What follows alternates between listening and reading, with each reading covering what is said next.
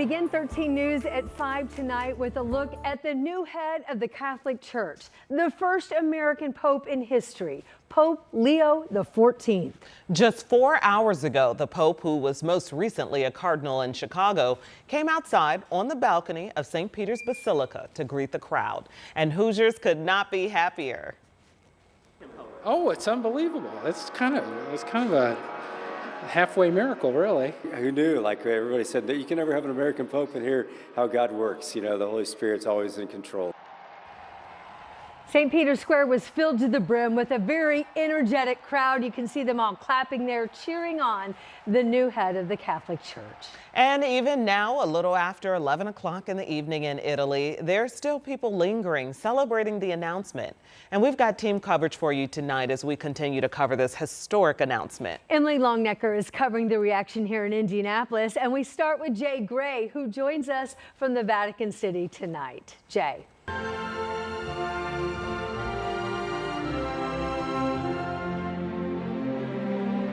Good evening. White smoke pouring from the chimney atop the Sistine Chapel this afternoon. And tonight, there is a new leader of the Catholic Church for the first time.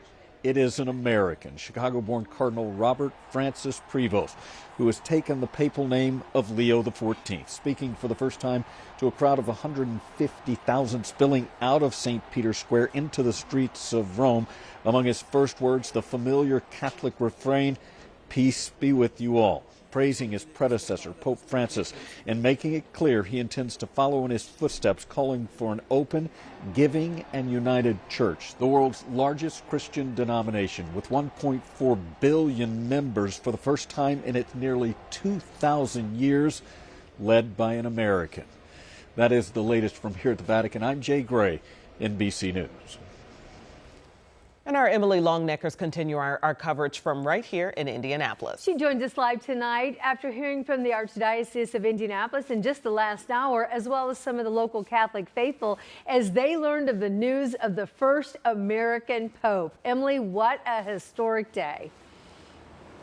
Historic indeed, and many people are talking about that. First off, the Archbishop of Indianapolis, Archbishop Charles C. Thompson, he said that he was really surprised at the election of the first American Pope. He said that this was the one cardinal that he actually had never met. The Archbishop called it a hopeful surprise that the new Pope was selected so quickly. I have to admit, I started thinking that he's only been a cardinal less than 2 years. Can you imagine less than 2 years being a cardinal and your first conclave and you get elected the Pope? So I can't imagine what's going on in his head. But it's one of the fastest elections. So it shows, I think, the great unity of the cardinals being together and focused on what they felt was needed in the next Pope. So I think those are some exciting signs of what's in store for us. And as news spread of the new Pope, church bells rang at Catholic churches across Indianapolis. We talked to some of the Catholic faithful who expressed their joy at the selection of the new Pope. It's tremendous. It's really great. I of course, loved Pope Francis and was very hopeful that we would have a Pope that would be engaging the world as he did. And from what I hear about Pope Leo, he's the same. And of course, he's from the United States and from Chicago, so he's a Midwesterner too, so that's even more exciting, honestly. And a lot of Catholics told us that they were so excited that Pope Leo XIV was an American, but the Archbishop pointed out that during his speech today, the new Pope didn't speak in English. He actually addressed the crowd in Spanish and Italian, and the Archbishop reminded us that much of the new Pope's time has been spent serving in Peru, in Italy. He called the new Pope a man of peace. He called him a bridge builder, and he reminded Catholic faithful and anyone watching really that this man's life is now changed forever, and he reminded the Catholic faithful that he needs everyone's prayers to address the challenges ahead. And Felicia? Yes, all right. Thanks so much, Emily. We do appreciate it. You know, during the NBC coverage today, they were saying that he had spent a third of his life in Peru, a third in Italy, and a third in the States. So that makes sense when you hear that as well. Yeah. Well, as soon as we heard the news here today that there was a white plume of smoke, we headed out to gather information. One of the places that we went was to St. John's Catholic Church. That's right across from the convention center in the heart of downtown. And the bells were ringing. They rang for several hours in celebration of a new church leader.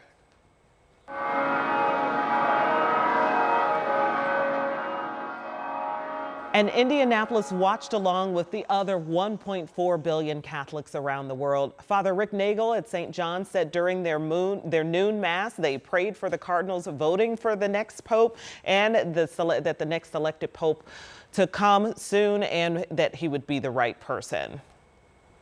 At the beginning, I said we're going to pray the prayers that the church gives us to praying for the new pope, not knowing that we were going to have a new pope when we got out of mass. And so that was really beautiful because those who were here were praying for him as he's being elected. So I'll always remember that as a priest. And it was an answered prayer by the end of Mass. I kind of joked with them. And I also got a chance to watch alongside Father Rick and other parishioners as we learned who the new pope was. And it was just really exciting. Father Rick says his schedule the next couple of days will look different with this news as they wait for direction from the Archdiocese of Indianapolis. Then they will plan out how they will celebrate the new pope from Chicago at St. John's. Who knew? Like everybody said, that you can never have an American pope and hear how God works. You know, the Holy Spirit's always in control. So he's inspired the cardinals to elect an American pope. And what a beautiful gift for America and the whole world, because he's worked all over the world for the church. So locally, Father Rick will wait for more word from the Archbishop of Indianapolis, and then they will figure out how to celebrate Pope Leo XIV in the coming days. Now, Sunday is Mother's Day, and there is a new church leader. So he is thinking this Sunday will be busy and crowded in church, which is always good news to a pastor. All right, and there are quite a few Hoosiers in Italy right now who got to witness the historic moment. That's right, and this afternoon I just talked with a woman from Indianapolis. She took a spontaneous trip for Mother's Day to be there for the conclave. This is something that I will never forget. This wonderful feeling, this unique moment that I'm going to be a part of. It's still surreal. I can't believe that I was there for it. I can't believe that I could see it, and it's a moment I'll hold on to forever. Especially as a Catholic, especially as someone who works for, a Catholic healthcare organization. Like, this is so special on so many different levels. As Christina Mori, she works for Ascension St. Vincent, and here are some of the shots of her day that she shared with us. Now, she said that she and her mom planned this last-minute trip for this weekend.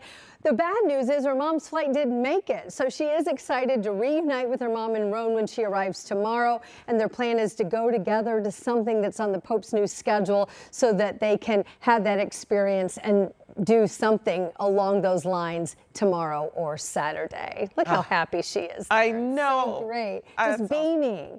Yeah, I hope her mom gets there fast, yes, ASAP. Yes. So as we mentioned, Pope Leo XIV was born in Chicago, but he is also a citizen of Peru. Yes, and he spent much of his career as a missionary in South America, and he served as a bishop in Peru as well, and that's where we're told he spent much of his life. The late Pope Francis brought him to Rome 2 years ago to assume the presidency of the Pontifical Commission for Latin America. And we're going to have continuing coverage of this historic announcement as our news continues over the next 90 minutes. And after that, NBC Nightly News with Lester Holt will continue our coverage live from the Vatican. That's at 6:30 right here on Channel 13. Angela? Felicia, as expected, showers and storms developing mainly south of Indianapolis. We will dive into Marion County, where we do have some rain on the southeast side. This is over near Sugar Creek. A downpour and some lightning, so just keep in mind when you hear thunder, it's time to move those outside activities inside. Steady rain from Spencer to Ellettsville, Bloomington, and a cell developing just south of Lake Monroe. This extends east into Columbus. Scattered showers and storms for the next couple of hours. Radar will be clear when you join us tonight at 11 o'clock. As skies clear, cooler air takes over. Temperatures tomorrow morning, upper 30s and low 40s. Highs tomorrow afternoon with sunshine near 70. All right. So much, Angela.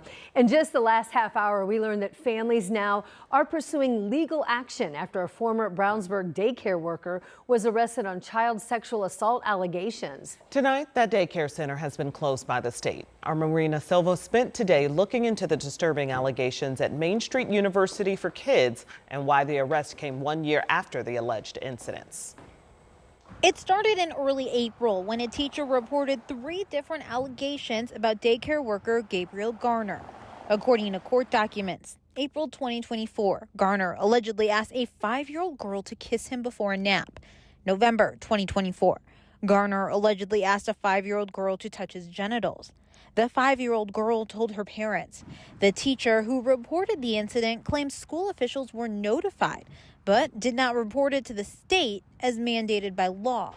Court documents say in 2024, the parents of the 5-year-old wanted to report the incidents to police, but went to the daycare first. The documents say the owner convinced them not to go to police. Garner is now arrested and in jail on preliminary charges of sexual abuse against children. Documents say when the detective questioned Garner, he was laughing. Police say Garner eventually admitted to one incident. Detectives also found disturbing photos of Garner with children on his phone. Christina Korobova is an attorney for the Zero Abuse Project. She encourages parents to go straight to police if they suspect abuse. Go straight to the police and go straight to Department of Child Services. Remember that a school is not an investigative agency. A school just provides education, and they might have an HR issue. So early Thursday morning, Indiana State Police and FSSA delivered this letter to the director of the daycare center. It orders the director to close the daycare, citing the allegations outlined in the court documents. Parents were also notified with another letter. We were given the same letter by a daycare worker when 13 News went there this morning. Is that the only comment you guys have? Is just letter? Okay, thank you. This afternoon, we called the daycare to ask if they would appeal their decision. We did not receive a call back. Reporting in Brownsburg, Marina Silva, 13 News. And police are asking anyone who thinks their child could be a victim of abuse to call the DCS hotline. The number on your screen, 1-800-800-5556. And then you can also find the number and the information that you'll need to provide right now at WTHR.com/scene-on-13. We're now preparing for the start of the summer construction season. The big project you'll see across Indy this year, it's ahead at 5:30. Plus, the Grand Prix is back at the track this weekend. And today we catch up with the drivers ahead of the big race. Dom? We're also inching closer and closer to Game 3 of the Eastern Conference semifinals. The Pacers feeling good about a 2-0 series lead over the Cavs, but not too good. A look at Indiana's mindset ahead of this one. That's coming up.